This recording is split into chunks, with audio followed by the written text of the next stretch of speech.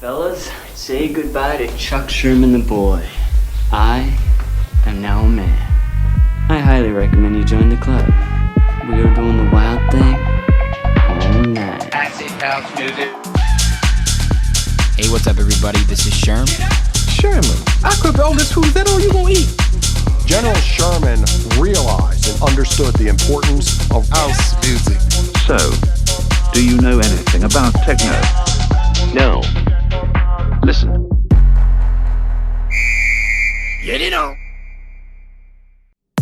Hey, what's up, everybody? Welcome back to another brand new episode of Sherm in the Booth. I'm, of course, your host, Sherm. Today is Wednesday, May 13th, 2020. This is episode 110. Ladies and gentlemen, I am so excited about this episode. I am such a big fan of this DJ producer / label head, such event coordinator. I've had the pleasure of actually meeting him in person and DJing at one of his events in New York City, so I'm pumped for you guys to hear his story.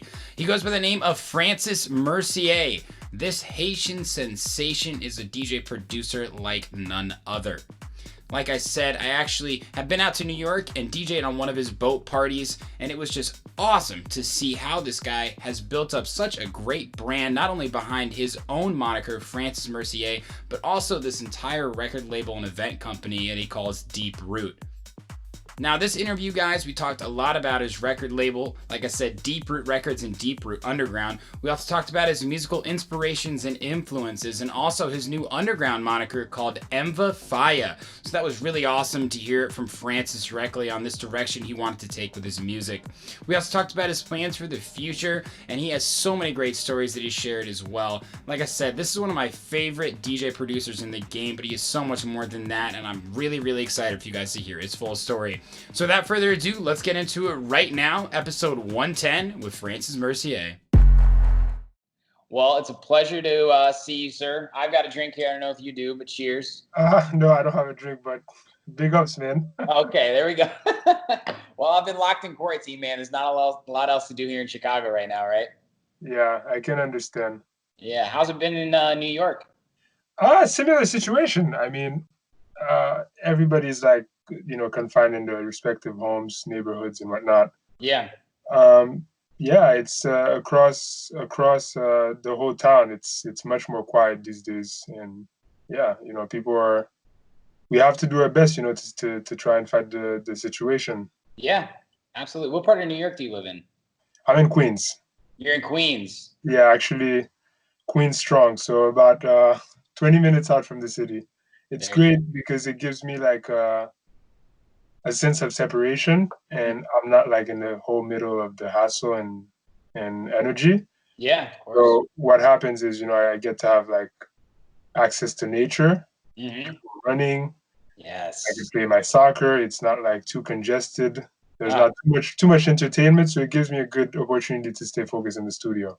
Yeah, absolutely. It's tough to have that balance, of course, in New York City, but Queens is definitely a spot for that with all the parks and everything. Yeah, I mean, also Brooklyn is good, but Manhattan is it's too hectic, man. Left, you go outside, it's a party.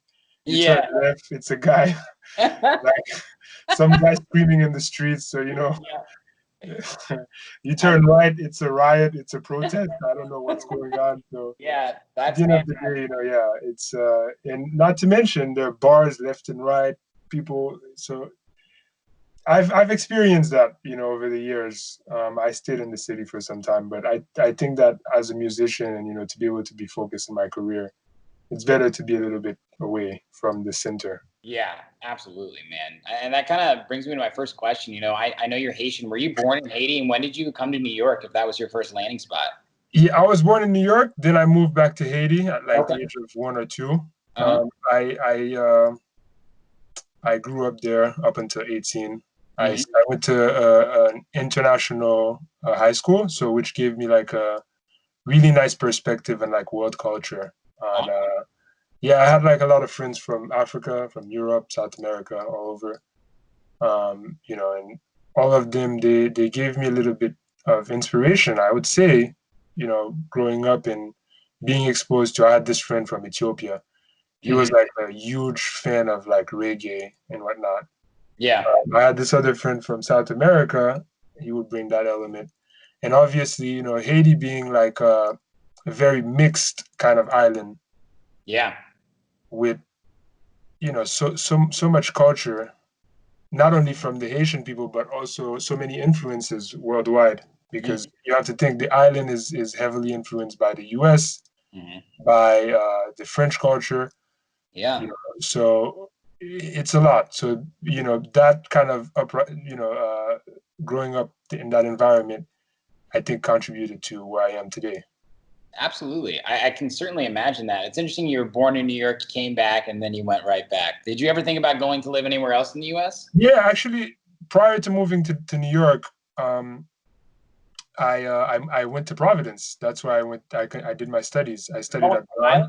Yeah. Yeah, in Rhode Island. So I spent like about 6 years over there. But even when I was studying over there, like literally every weekend, I would come to New York. Yeah, of course. Like everybody else in Connecticut and Rhode Island, right? I mean, to be honest with you, I did that, but I kind of regret it because it's kind of a tricky situation. I did it, and I was like, man, it was great when it was happening, but looking back at it, I feel like I was spoiled too early. So when the other college kids were like going to like local bars in Providence, I was like, man, I'm going out to like the top clubs in the city. Like, what am I doing here? Yeah, of course. So it was very difficult to like appreciate my college years and to be able to hang out with fellow students and whatnot, right? So the most of the time I was kind of distanced in that sense. Yeah, I understand that. There's obviously a positive side. This is the reason why I'm engulfed in the nightlife scene in New York, and that's why I can call New York my home, because I've been frequenting the city for 14 years. Like between the time when I was in college, going back and forth, and after college, I moved here. But ultimately, it's a love and hate situation, right? Yeah, of course. It seems like you kind of had the bug, though, when you came back to the U.S. What was it like growing up in Haiti from a musical inspiration perspective? Was it in the house? When did you get into electronic music? What was that timeline like? Actually, to be honest with you, it all came from friends, and more so from the diversity in the country, right? So everybody had like their own. Oh, I like this kind of music. Then this other kid's like, oh, listen to this, man. There was this French kid, and they were like, yo, man, this music from France, like this guy called Bob Sinclair. At that time, he had this track called Love Generation. Yeah, of course. And everybody's like, oh, man, listen to this track that had like this crazy melody, Love Generation. That's a massive record. Yeah. And people, my friends were playing it, and I was like, man, this is like really interesting. And there was this other group of kids that were exposed to, the American culture, and they used to go to like Miami because it's so close to Haiti. And back then, the clubbing scene in Miami, the trance was really huge over there. Yeah. So these guys, they came with like this whole thing, like Tiesto, In Search of Sunrise. Yeah. This was the early days of Tiesto, and they were like, "Oh my God, this music is like so emo, and it makes you feel things." And I was like, and it caught my attention, man. Yeah. I mean, at first, obviously, growing up, I was really into the hip hop of the US, because that's what I was exposed to. Yep. Obviously, Haitian music, but everywhere you looked on media back there, you have like a huge American influence. Yep. So I was like I was a big fan of like the early 2000s era. So the 50 Cent, the Ludacris, the Rough Riders, those guys were like, they were killing it. Yeah. Yeah, so that's what I was like passionate about, this kind of music.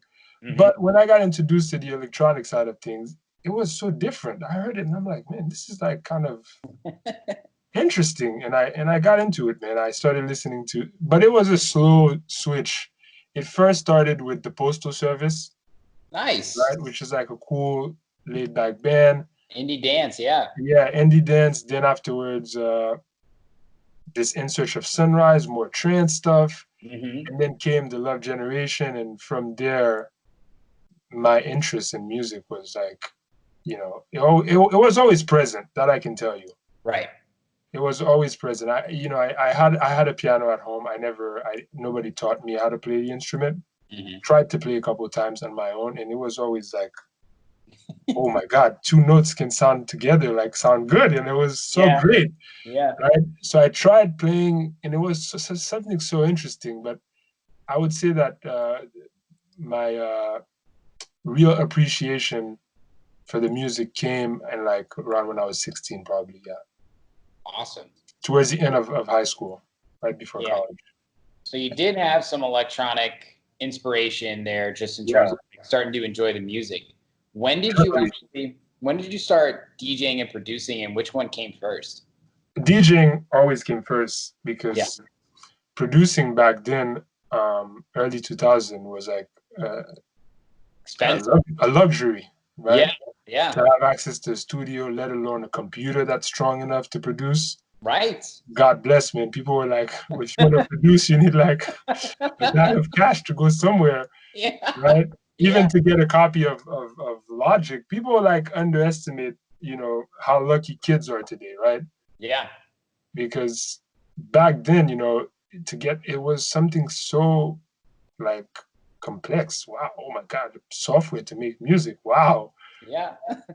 Nowadays, everybody has a copy, man. You could get like a copy for $200 of Ableton. And every computer, every person who has a computer, their computer is respectively strong enough to Yeah. process that, So, yeah, for me, it was like the most logical and accessible thing musically was to be a DJ, right? So Yeah. I got into the art of DJing very early. I was probably only 18, Mhm. like my first freshman year.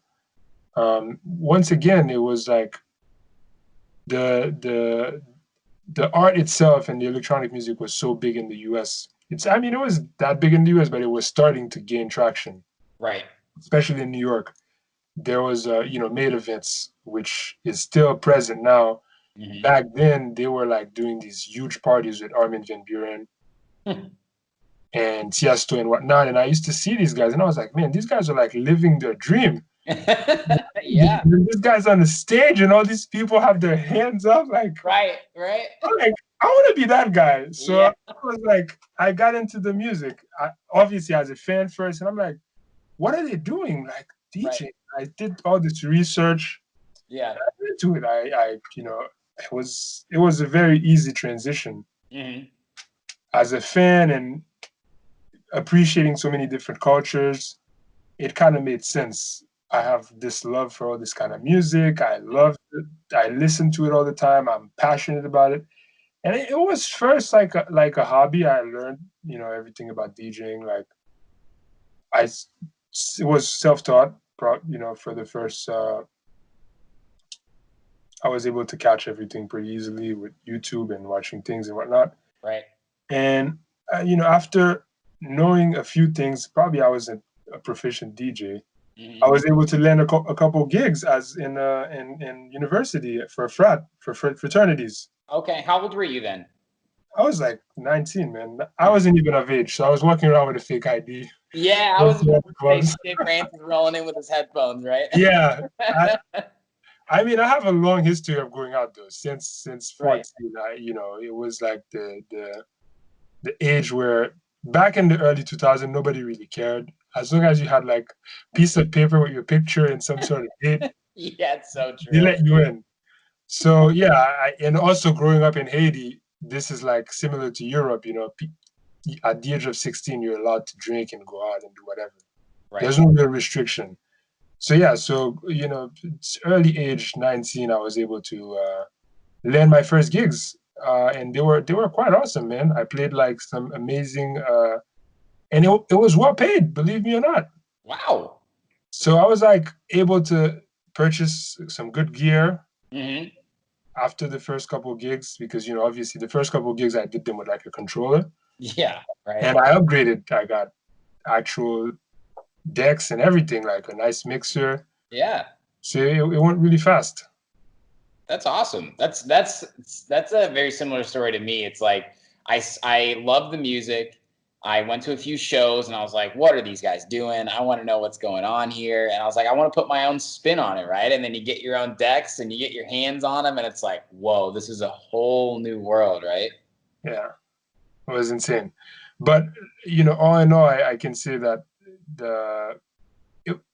people were, in Providence, it wasn't that popular. There weren't many DJs. There were maybe like one or two on campus. I was like the third guy who knew how to DJ. I mean, electronic music, right? Right. It was very easy to land gigs, and from there, I did my own shows. I organized my own little parties on campus, and it was really pretty successful. Yeah, it came really naturally because I was able to approach some owners of venues, and they were fairly receptive. It's pretty simple. College kids like, hey, I'm gonna have all my friends come. They're like, oh yeah, sure, take over the room, do whatever you want. I have like a party on Thursdays. Right. It was called Electro Thursdays. This was Electric Thursdays. What was your DJ name then? Was it the same?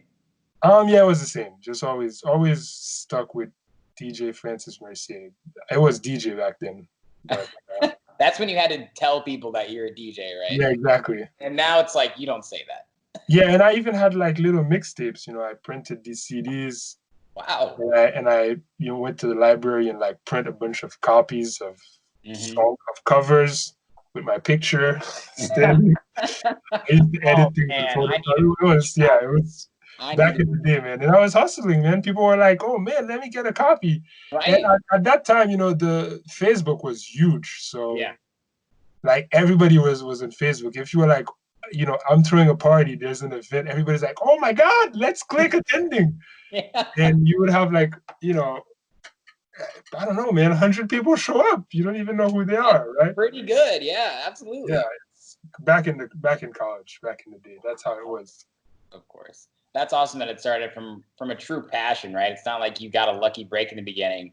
And it's interesting, you threw the own parties, and we'll get to it later, but now you're on a much grander scale of a similar foundation, right? So, man, that's awesome. Great story. When did like production come into play then? When you got down to New York City? Much later. After when I was in college, I tried to take a couple production classes. Yeah. And, I did my best, but ultimately, I wasn't equipped, right? My laptop, at that time, it was made for Word and Excel, not music production. So, right, I agree. So, I did my best. I took like a music foundation class. It was there was like some coverage of electronic music. Yeah. But nothing relevant enough to say you can become a producer per se, right?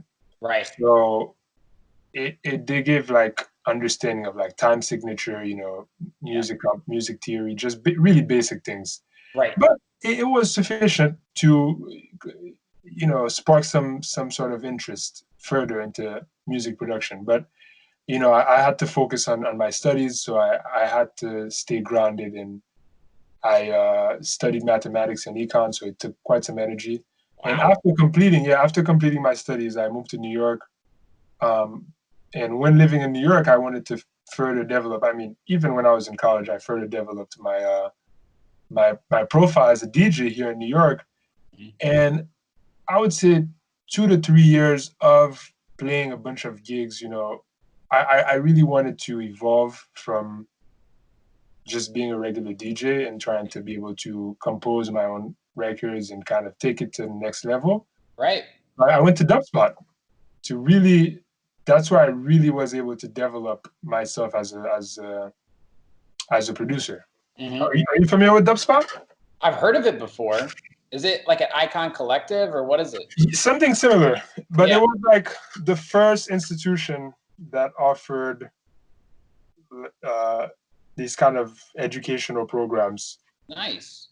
For music production. So that's where I learned. Yeah, I learned everything about Ableton there. Wow. And I just stuck with it, man. And were you DJing at the same time too? Were you working a full-time job? Like, what was your life like? No. Actually, I'll tell you.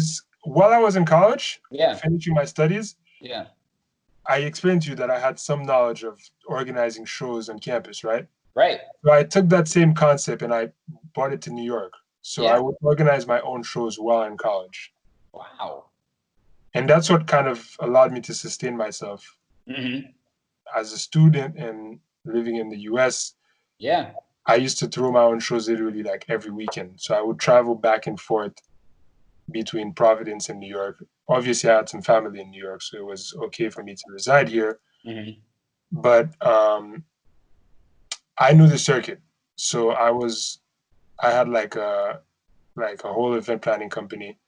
So I used to do that while in college. So Yeah. after graduating, it made sense to continue. You know, I was offered a couple of jobs, corporate opportunities, but didn't really make sense for me. And I just stuck with it with performing, organizing my own shows, and it made sense. But not until 5 years into it did I really want to separate myself from organizing shows just for lucrative reasons. Yeah. More so focused on musical content that actually I wanted to identify myself with, and it wasn't easy Yeah. because the a lot of venues they really want this kind of open format, Right. this kind of hip hop music and whatnot. Right. So it took some time to be able to develop enough strength and dedication to just say no. Yeah. Say no. That's not easy, man. No, I know. It's a similar story here, man. And it's funny you said that because sometimes you got to go down the wrong path to know it's the wrong path, right? Like, Yeah. you went to school, you did mathematics, and you got job offers, and you're like, that's not what I want to do, actually, right? But without actually maybe trying it, you wouldn't have known that music and event marketing and promotion and hosting wouldn't have been what you wanted to do, right? Yeah. I mean, all along, all of the events and whatnot, it wasn't really something I wanted to do. It's Yeah. mostly something I had to do, Yes. right? Because in New York, you know, some kid from the Caribbean, you have like no big background of you're just a random kid, man. Like no club is gonna be like, okay, oh yes, please play on the main stage, sir. Right. That's Please, sir. no, it was like, okay, guy, like, oh, you're a DJ? Oh, you can do you want to throw a show here? All right, if you want, you could put it together. So it was like really a lot of hustling at first, showing up to like, you know, the most messed up venue possible and making something out of it, right? Francis, you got to do that. That's what happened to me when I came to Chicago. I couldn't get any house gigs, so I started throwing my own events. Like, if you can't build, if people won't give you the platform, build it yourself, right? Exactly. So it's the same principle. So Yeah. I made the best out of it, just as you mentioned. So yeah, it was quite an experience. It's been quite a journey, and I want to fast forward to maybe, let's say, the past 3 to 5 years with your productions. I want to talk about your music. Okay. I love your music, and I want to ask you, of course, about this new moniker as well. But let's start with the Francis Mercier at first, right? Your tracks, in my opinion, have what I think we all can understand as soul. Heart of Mine, recent release, Stereo High, Our Love, Running. You know, these are all fantastic tracks, man. There's a lot of character, the bass lines, vocals, melodies. I mean, you blend so many elements of house music together and also different types of music too. And I know you know that. And anytime, if someone hasn't heard your music before, you hear it right away. I want to know like what it was like for you from maybe when you first started defining your sound to where you're at now. What has changed in your mind and what does it look like? I wouldn't say. I wouldn't say it's a real change. I think it's more so an understanding of the genre, right? Okay. So when I first got into the music, and as a DJ, Yeah. the house music was really big. You know, the Dennis Ferrers, the Eric Murillos, these guys were at their prime. Yeah. So you had like huge records like "Live Your Life" by Eric Murillo or "Hey Hey" by Dennis Ferrer. Right. Those records, this is what defined me as an artist, as a DJ, Yeah. you know, growing up. And I think that's really what gave me the foundation and the fundamental for me as a producer. And this is what I always think of, you know, the music has to have a human element to it. It has to have this kind of energy. So it was. I wouldn't say it's a change. It's more so. It's more so an understanding. It's based on the background. Yeah. And on what defined me and the sound that was relevant and made me feel something, right? So that was really the kind of music that kind of that I grew up with. The Ultra Nate records, the big those kind of soulful house records. Yeah. Those were really in trend in the club here in New York. Yeah. In the early 2010s. Yeah. And it was a easy progression. Obviously, there was an era where EDM was super huge. Yeah. And that was a moment where it was difficult for me to find myself as an artist because I was always against producing that. I actually could because I knew how to. The 2011, 2013 Swedish House Mafia, less so Avicii days. Yeah, for sure. Those were somewhat acceptable, the Swedish House Mafia and the Avicii, because there was soul, but I'm talking like the Dimitri Vegas and like yes. This was like yeah. Yes, I got you. It was cool, to hear in the club, but I just couldn't get as a producer. It didn't really make sense to me. I couldn't comprehend. I understand. I respect you. Yeah, so I wouldn't say it's a progression. I'd say like I was like hesitant, and I was like, "What's happening? It's just not working." And and like rewind 5-6 years ago, the market was kind of strange. The big room was kind of ending. People were starting to make future house with vocals. Yeah. That's when I really became proficient as a producer. So it kind of made sense, to actually emerge and relive my passion and my definition and what really I was into and implement into my records. So love it. That's why, all my records you will see they always frequently have vocals. They include like real instruments, whether it's a sax, it's like a warm piano. I try to, give it that kind of human element always, and soul is definitely important for all my compositions. Yeah, your music to me is very authentic. It's from the heart. I feel that when I hear one of your tracks, I feel that I'm getting to know you in some way. And I do love that you always incorporate a singer.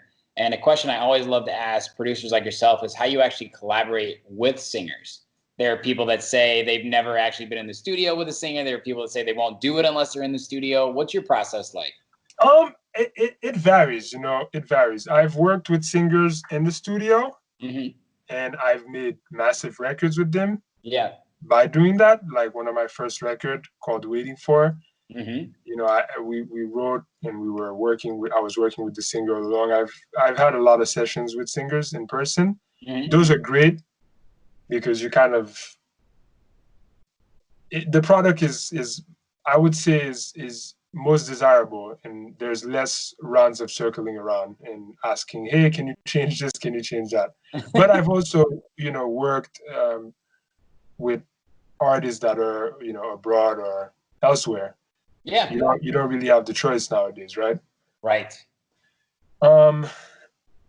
Ultimately, my strategy is always to try to have like a record, a beat, and a track. Yeah. First and foremost. Yeah. I always like to have that ready, just so the songwriting process doesn't need to have the musical creation of the beat kind of interrupting, right? Yes. So that way you could really put all your energy to just the vocals and just the songwriting. Yeah, absolutely. I love that strategy. You really just like go against the grain and figure out what works, right? Not every track is going to be the same. Not every collaboration. Yeah, it's never going to be the same. But nowadays, I think all of my records, I typically the vocalist is elsewhere, rarely with me. Yeah. To have a vocalist with you is a luxury, to be honest with you. And nowadays, it's even more so difficult, obviously, with COVID, but God knows when studios are going to be back open. And yeah, I would say, successful artists are always traveling, people in different time zones. Me as a label owner and having so much different, responsibility and whatnot. Yeah. It's not easy to always make time, so I like to work with independent singers who are go-getters and who are able to write and understand my vision, and can kind of communicate. And I think the most important part is communication. Whether you want to be in the studio or you're collaborating based on emails and phone calls, you have to be able to communicate and be clear. Yeah, absolutely. That's challenge number one. What is I guess, you've released so many tracks. I'm going to ask you about your new moniker here soon. From the Francis Mercier tracks, is there any that are the most special to you over the course of your releases?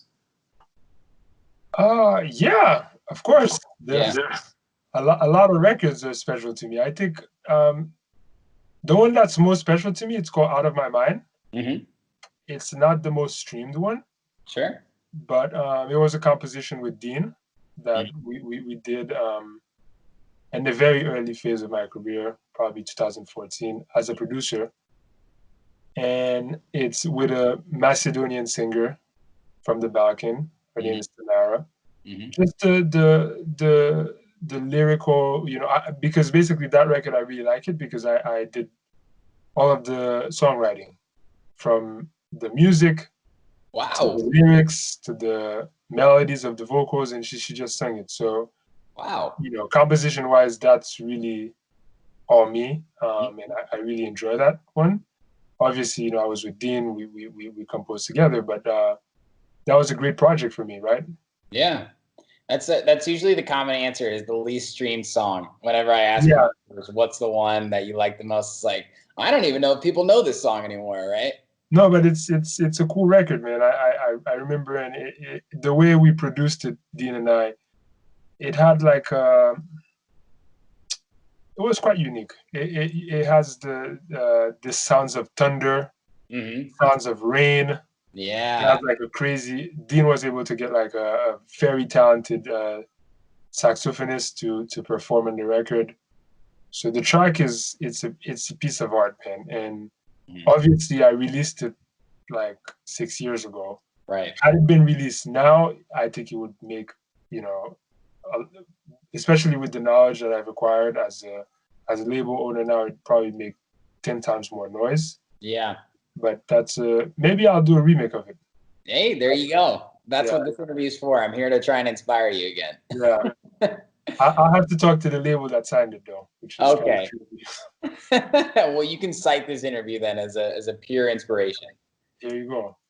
Love that, man. So you just released a new underground moniker, and correct me if I'm wrong with the pronunciation, Mvafaya. That's correct.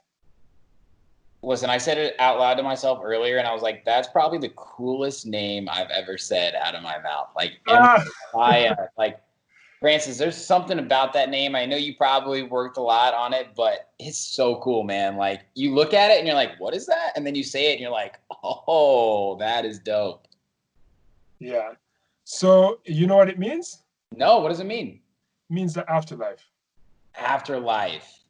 And some African language. I'm not sure which one, I forgot. That's okay. But yeah, it has an attitude to it. It sounds kind of different.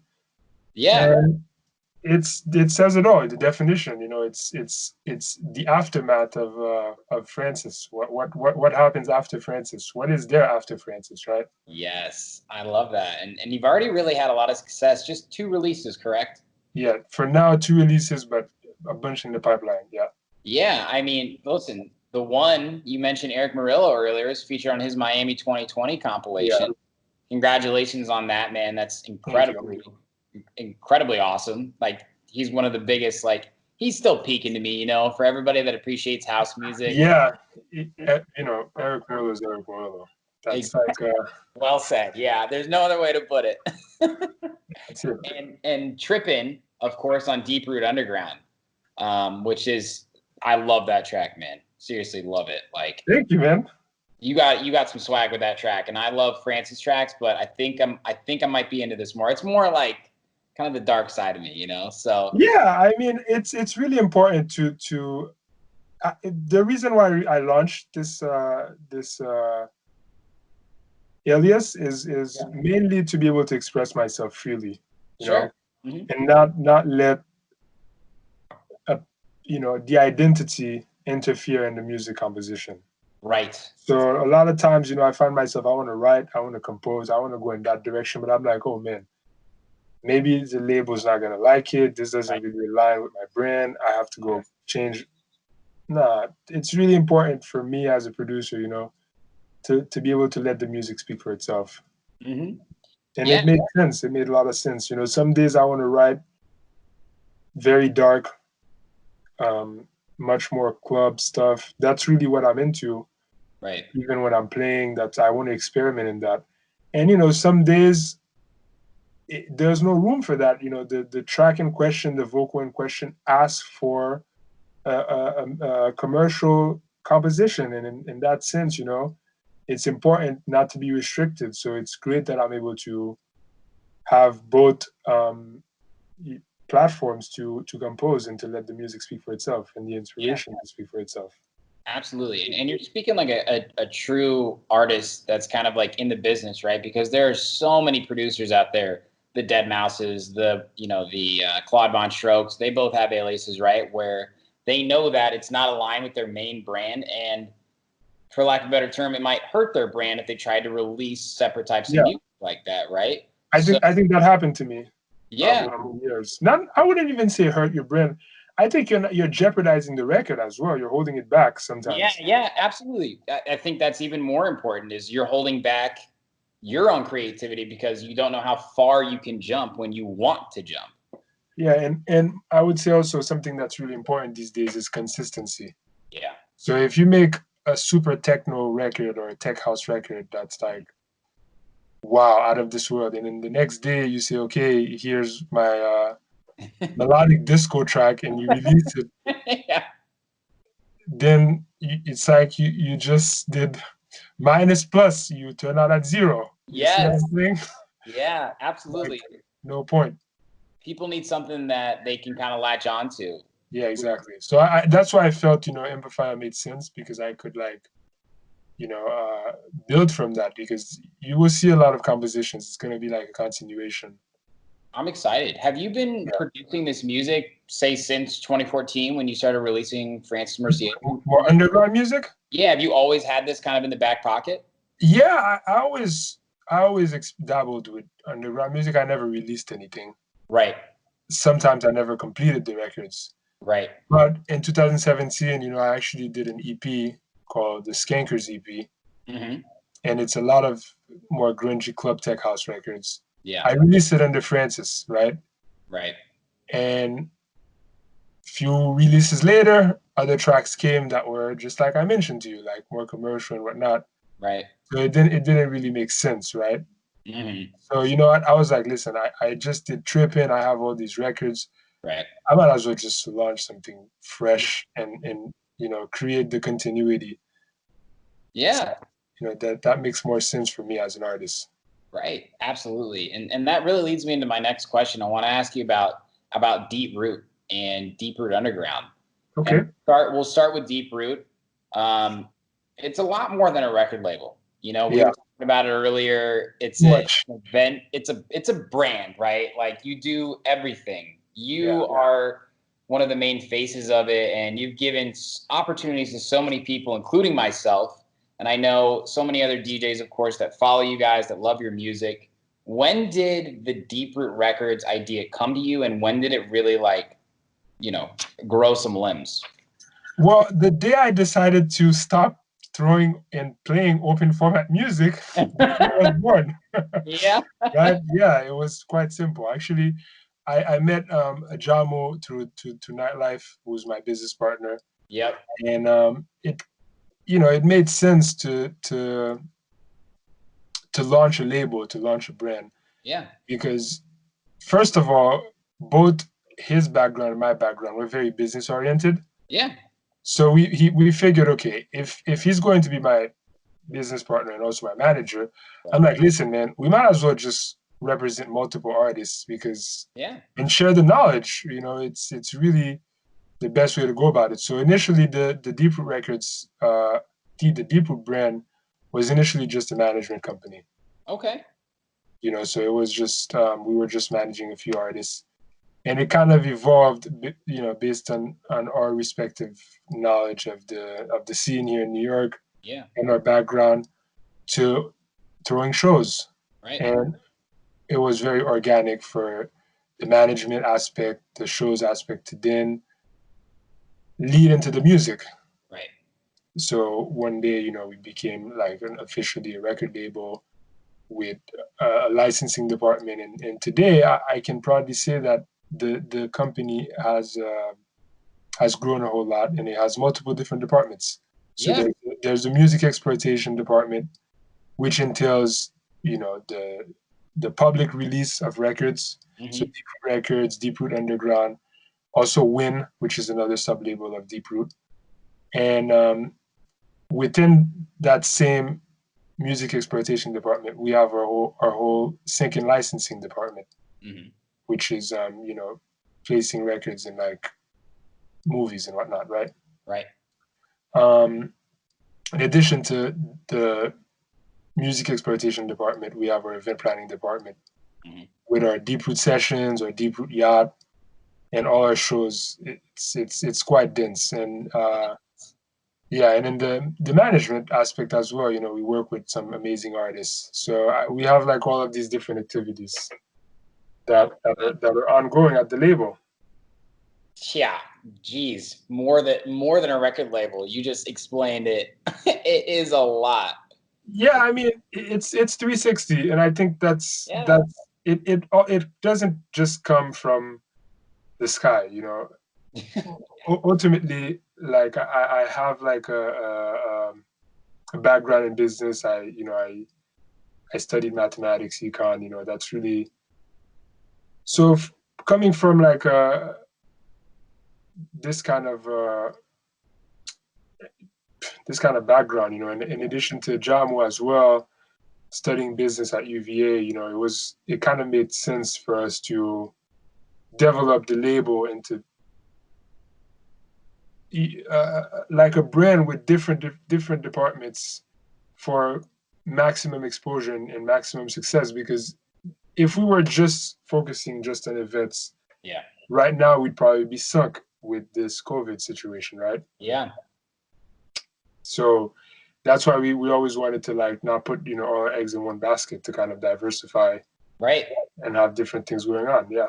Yeah, you didn't know that the world was going to go on lockdown, but you did know that there are going to be some bumps in the road, and it's important to have. Always. And even the music, if the music doesn't work, like if the records are not selling, the placements are not coming, right, you have the shows, right. If the shows are not working, the placements are not coming, the music is not going, you have the artists. So there are things, to keep you active and to keep moving forward. I mean, Francis, multiple streams of revenue is the name of the game, right? If you want to be successful in life and make money, you got to figure out a few ways that it's going to come in. Yeah, not just to make money, but also to stay relevant, Yeah, absolutely. Everything, all the activities, they revolve around the concept of my willingness to create, to be able to deliver as a producer, as a curator, and to provide just positive energy. Yeah, through music, through business, and so forth, right? Yeah, absolutely. So Deep Root Records, and then you just started Deep Root Underground. Let me ask, did you do that sort of as a platform for Envafaya, or was that something you always been working on? It's something that we've always worked on. Okay. It was always in the back of my mind. Right. But it was always like impossible to do. Yeah. Because it entails a lot of responsibilities. Yeah. But upon finishing the Trippin' record, and also the artists that I'm also managing and working with, they also have aliases and they're making all sorts of music. Yeah. And it kind of made sense, man, to launch this platform, because the concept of continuity not only exists for a record label, not only exists for artists, but it also exists for record labels as well. Yeah, absolutely. If you have like a label that's doing all this disco, tropical house, and then the next day you release techno, there's a problem, you know? Yeah. So it made sense to Right. kind of separate it, right? Yeah. And myself as a DJ, Francis Mercier, when I'm performing, I experiment in different kinds of music. I never stay. Obviously, everything is house, but Mhm. I never stay in like, okay, the whole night I'm gonna play disco house. The whole night I'm gonna play underground. The whole night I'm gonna play techno and tech house. I Right. try to like play with the mood Right. throughout the night, and based on that, you know, I have like a passion and a love and an appreciation for all sorts of music, and underground music is humongous. It's the market for the underground world is Yeah. limitless. Truly. So There's it made always gonna be an sense. underground party. And especially, I mean, that's an integral part of New York's nightlife and music Yeah, scene, right? I more mean, so. Yeah, I mean, you know of Brooklyn Mirage, of the yeah. whole movement in Brooklyn Hmm. with all these underground parties. This is like humongous, the Yeah. underground community. So yeah, it made sense. It made logical to be able to create a platform where we don't have any limits.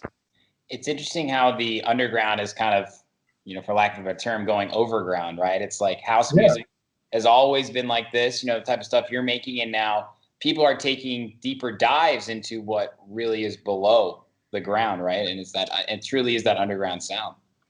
yeah. I mean, that's definitely. I think. Well, to be honest with you, I think the fact that the World Wide Web, the internet is so big. Yeah. This is why people are starting to realize that the underground music is relevant. But I Right. think it always existed, right? It just was just never, people never knew about it. Hmm. Because communication wasn't as strong. Right. But these days, with the communication being exponentially bigger and like Everything's relevant, available right here. I can yeah. do it. I can find anything right there. Yeah. So everybody becomes more exposed Hmm. to music. This is why the house music is growing. This is why the Yeah. underground sound it changes, it morphs every 2 years. You have a new trend, and people are just moving at super fast pace. It's Yeah. never staying stagnant. Absolutely. Yeah, Now, it's interesting you said that because you guys throw a lot of different parties, right? Deep Root Records, like I said, it's more than a label. I mean, you guys have hosted events all over, club takeovers in New York City, pool parties in Miami during Miami Music Week. Props to you, Francis. I know how much work goes into that type of stuff, especially behind the scenes. You got a great team with you. What kind of like keeps you going with this sort of stuff? Because from someone who hosts events in Chicago, there's a lot of frustrations, right? For the small wins that sometimes come along. What do you enjoy most about it? about throwing events. Yeah, throwing events. Well, first of all, it's an opportunity to give back to the fans, to connect with them Yeah, beyond just here's a record release, listen to it. We right. could actually, curate the shows and book the artists that we look up to, that we appreciate, Hmm. and we can give the fans an opportunity to connect with the artists. That's really what we're about, because Right. I think that the branded shows and all of our events, it's uh it's um it's an extension of our music.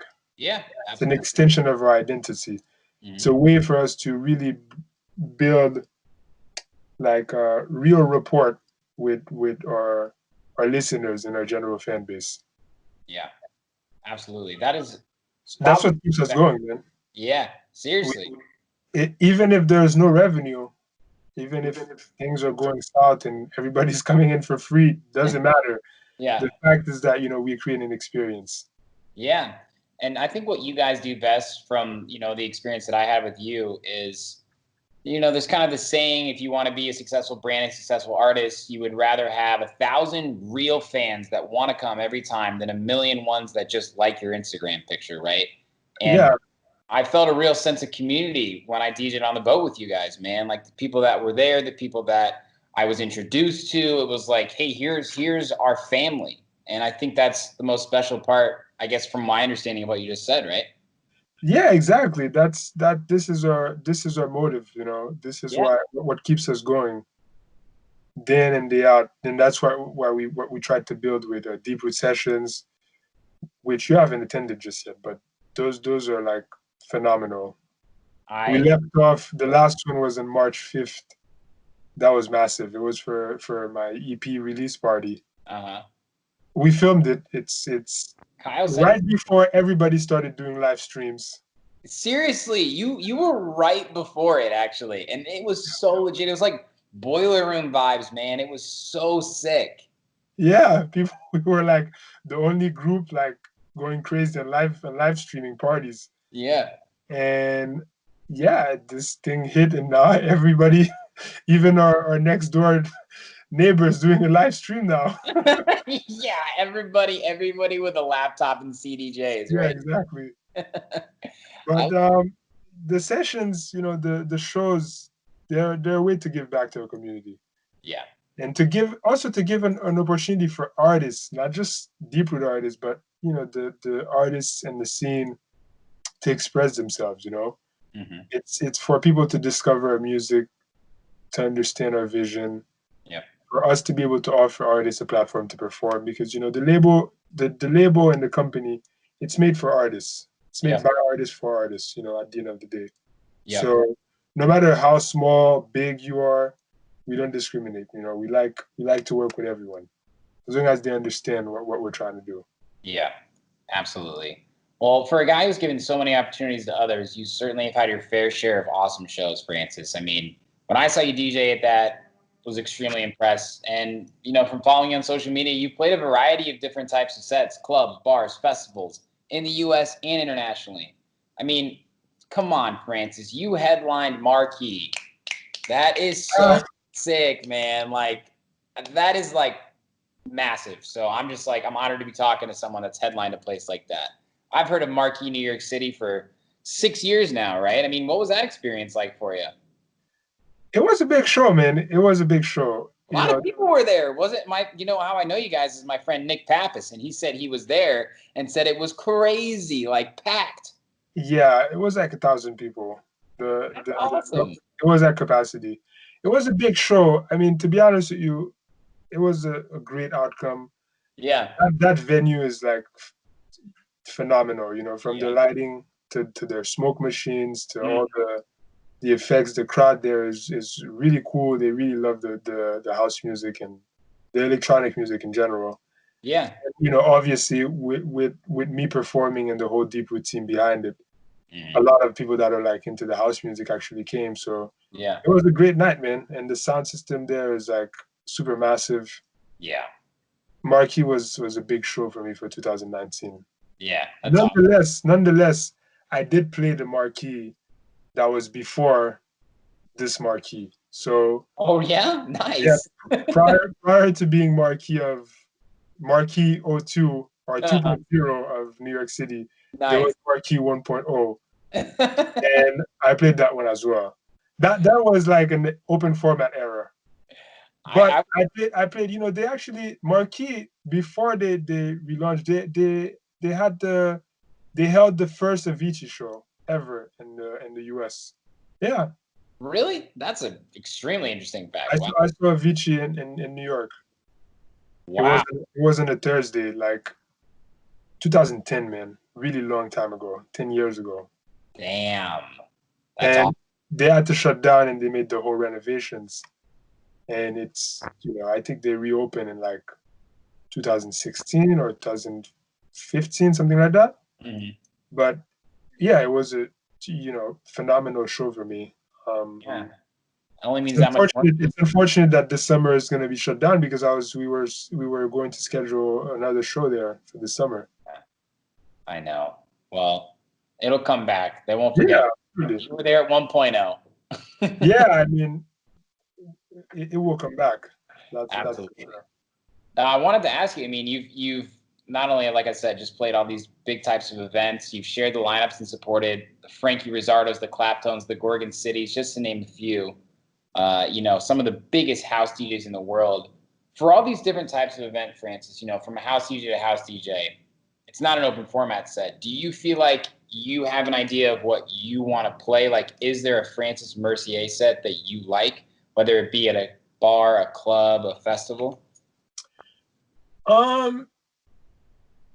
Well, to be honest with you, it depends on the day.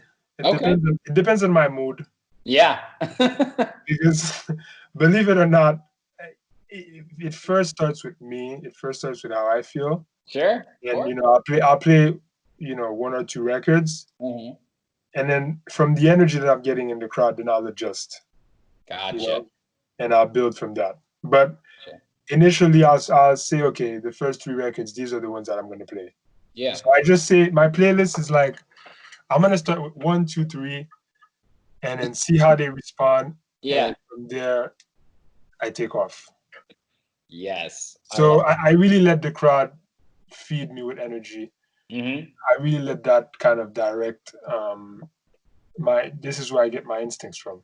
Yeah. Perform. So I can't really say like there's a set I prepare for a specific artist. Right. More so it depends on how I'm feeling that day. Mm-hmm. To launch and to begin getting in the groove, Mm-hmm. and then seeing how the people are reacting. Yeah, I love that. I think that's good advice too for anybody that, is aspiring to be someone like you, right? A question that younger DJs are always asking me to ask guys like you is, how do you prepare for things like this? What do you do to really read a room, right? And it's just experience, right? You've been doing this for a long time. Yeah. I mean, since you were 19 years old, 18 years old in Providence, Rhode Island, right? And now years later, you finally are able to answer this question with pure and most importantly, what's really important is, you have to stay true to yourself. Yeah. You have to do, this is like a selfish thing to say, but DJing is first and foremost, you play for yourself at first. Yeah. So obviously understand your audience, know what kind of room you're playing for. Sure. But then, it has to come from within. You don't want to be playing a set that somebody else would play. Mm-hmm. You really want to be able to have your own identity. Mm-hmm. And it has to be like, you have to play a set that you would want to listen to. Yes. And obviously you have to keep in mind of your audience, the style of music you're supposed to play. But when it comes to song selection, to direction, to the curation aspect of it, it has to come from within. Yeah, man, I wholeheartedly agree with you there, and that's great advice, man. Seriously, because it's you picking the songs, right? And ultimately, and but you have to keep in mind, like, so I played like at Kremlin in Lisbon before the confinement. Yeah, it's a techno club. Yeah. Okay, so I couldn't pull up there and start playing Heart of Mine and be like, okay, guys, next track is running. Yeah. Obviously, you have to inform yourself. Okay, you're going to play techno, tech house club. Please have like 300-400 records. Yeah. In your entire catalog, available to mix it up and to chop it up. Right. That's obviously important. But you begin the night and you give it your own flavor and your own direction. Yep. Absolutely. That's a very good point. Now, I want to ask you something that you've recently started doing. You partnered with Radio FG and Music Cares to produce live streams and raise money for those in need. Amazing cause, man. Props to you and everybody involved. When did you get involved? And tell us more about Radio FG and Music Cares. Yeah, well, Radio FG, they've been supporting my music since 2018. Yeah. They really liked my composition called The Whole World. Mm-hmm. I was also signed to Eric Murillo, and since I was traveling in Europe, and they invited me to play for them at their radio station, and I nurtured the relationship for quite some time, and it was a natural progression. With COVID-19, we wanted to keep the live element going, so we partnered with them, and at the end of the day, like I said, the motive of Deep Root is really to be able to connect with our fans and for it to be an outlet for music. So it made natural sense to not let COVID, stop our mission as a label, which is to let the fans experience our music and a live format. So we figured, the best thing to do is to try and organize live streams. And, the radio was fully open to it. And we also figured that we as a label there's a responsibility to support artists and the industry. So it made sense to transform it into to add the fundraiser element to it. Yeah. So we launched it about a month ago. Mm-hmm. So far, we've had about 15 artists perform. Mm-hmm. We have 25 more scheduled. Wow. Yeah, so it's a big lineup, and more is getting added by the day. Mm-hmm. And so far it's been going good. I mean, I think we raised like $750. We've sent half of it to Music Cares, Mm-hmm. which is a great organization, Mm-hmm. and the other half we've sent it to peers that have applied on our website. Love that. Who have been heavily affected, agents, DJs, and whatnot. So if anybody wants to get more information, they could go to deeprootrecords.com/United by Music. Love that. I love that. And that truly is a noble cause, from one person to another and one creative to another. We all thank you for doing things like that, Francis. That's awesome. Of course, my pleasure, man. Yeah, absolutely. Now, kind of on that topic, and to round it out, obviously, I wanted to do this interview in person this summer with you, but we're not sure if that's going to happen. So we wanted to make this, important, but we're all kind of locked down. Where do you think the future of the music industry is going to go with kind of this, let's just say, taking a break on the bench? Do you think it's going to strive more creativity? Is it going to stir more ingenuity? What do you think is going to happen? Yeah, creativity, 100%. I mean, I myself have like 10 records. I don't know, man. I can't even count that are done sitting there just, yeah. So more records will get done. Yeah. The music scene, for the electronic music, I think live streaming is going to be more and more important. Yeah. The performances to keep from abroad, from away will be more and more important over the next few months. Yeah. And hopefully, 2021 we'll see like an opening of nightclubs and big festivals. Yeah. But I don't know what the future holds.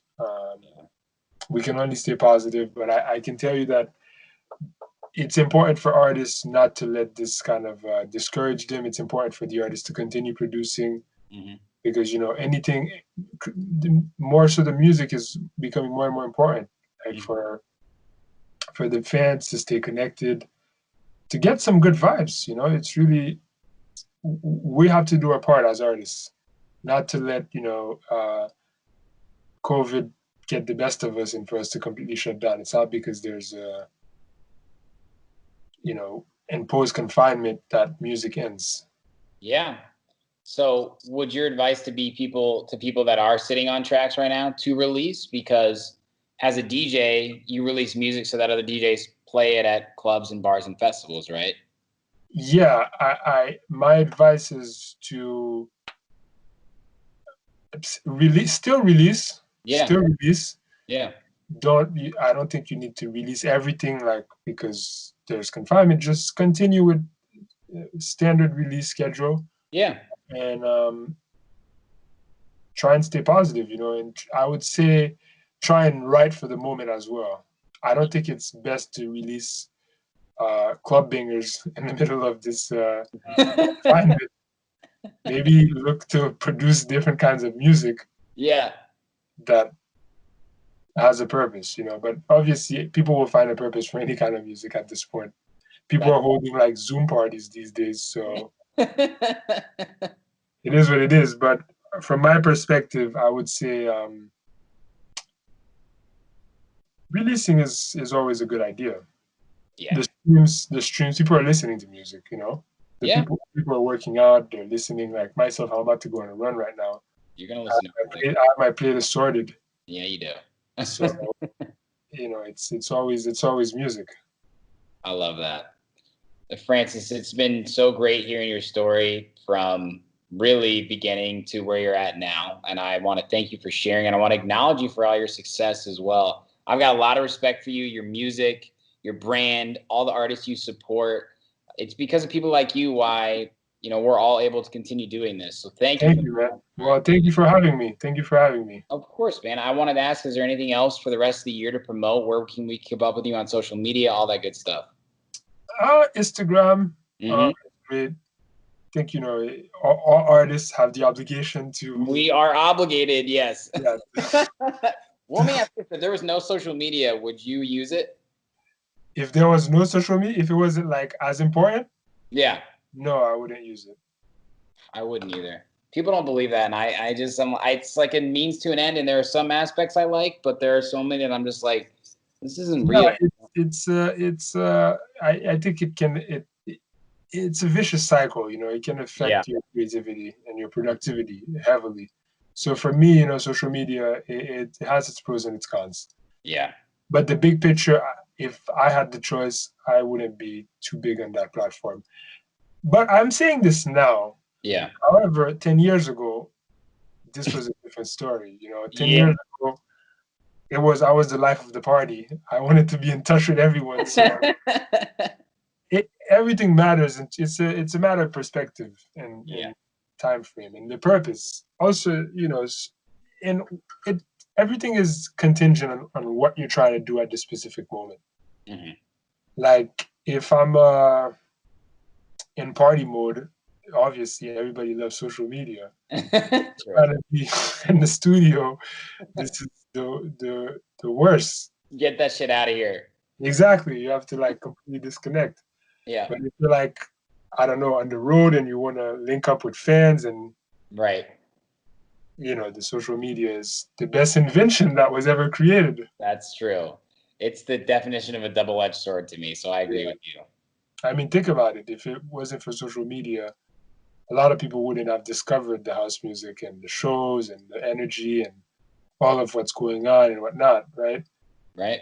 So probably even COVID, thanks to social media, those who don't watch the news but are on Instagram, no, I'm being serious. Yeah, you're right. 100%. Some people, they probably don't even have a clue of what's going on. They just suddenly start seeing their friends with masks. They're like, what's going on? And they search and get information. I wouldn't be surprised. Yeah, we figure out the world through memes these days. No, but I'm being serious. It's true. It's kind of messed up, but it's true. This is kind of crazy, but I didn't know that there was a virus up until probably end of February, man. Yeah. Which is insane. Insane. Because I was in Europe, okay? I was in Portugal, I was in France, and I'm like, why are people wearing masks on the plane? What's happening? Walking in the plane from playing all these shows, and I'm completely beat up, and I'm like, oh man, why is there these people? What are these people? What's going on? Until later, I realized that this was something ongoing, that there was an issue in Asia. Yeah. I didn't have a clue about what was going on. It's crazy. I know. And when it came to the US, it was the next day, it's hey, world shut down, by the way. Yeah, that's what I'm saying. Yeah. But even when they say, okay, world, everything is shut down, a lot of people, it's thanks to social media that they can see that. Yeah, absolutely. That's true. Even to be honest with you, it's not even because social media is that important. It's also because the news is just here in the US, to be able to get actual relevant information, that's a mission of its own. If you find out a way to make it possible, you let me know. No, I don't watch American news, man. Yeah. I watch French news. French news? Yeah. No, I watch French news to get information on what's happening in the US. I believe that, man. I don't even know what to watch anymore because everybody's got an opinion. Yeah, it's give me a fact. That's it. Just give me facts with no suggested opinion. And this is not politics, guys. Can I just get information? Yes. I want to just turn on and just give me information, and I turn off, and bye-bye. Let me make my own decision on my own. This doesn't exist here, man. Oh, my gosh. Well, at least when we look back on this, we had a good laugh, right? Yeah, but Still, Everybody's got to be safe. I know. either watch French news or watch Al Jazeera, the Arab news or something, man. Send me a link for French news because I need a refreshment. You will watch it. It's called France 24. Just go on Google. Okay. I will text you right now. Yeah, I always bring a pen and paper to these interviews because I learned something. France 24. I'm on it. France 24. You put it on Google and then press play live, and it's actually in English. Yeah. But it's like because it's for the world, but it's a French channel. Okay. And they talk about everything. They obviously cover things in the U.S. And I'm gonna make it a point, and I've made it a point to watch this news channel. Yeah. Every dinner from here till perpetuity. Yeah. Next time there's a virus, I will know in advance. When it's happening in Asia or somewhere else, I will be connected. No, I'm being serious, man. I love that. Yeah. Hey. Clueless. Nobody knows. Like there's a virus in Asia. Did you know in February? We had no clue. We're like, oh yeah, let's buy tickets to Ultra. We're going to Ultra. Yeah. I know. Gosh, I was supposed to go to Miami this year for the first time too. I was going to link up with you guys. That's what I'm trying to tell you, man. You're right. If we were like, if the news was doing its job of providing information of relevance, like instead of giving opinions, we'd know, and we probably wouldn't buy our ticket to. We'd be like, "Yo, bro, something is happening." Like I watched Transformers 4 last night. Yeah, it's not going down. Yeah, so this may be conspiracy theory, but I don't know, man. The news, the media in the U.S. can't be trusted, man. Yeah, I think everyone's starting to agree on that. That might be the one thing we all agree on. Yeah, this is good one, man. I love that. All right, brother. I'm gonna go running now. So yeah, man. Lace up. Enjoy your run. It was such a pleasure to catch up, man. Again, genuinely have so much respect for you and everything you do. I'm a huge fan of everything you guys are doing in New York City too. It's such a competitive environment, but you guys are truly unique. So props to you, man. And we'll talk again soon, okay? Thank you, brother.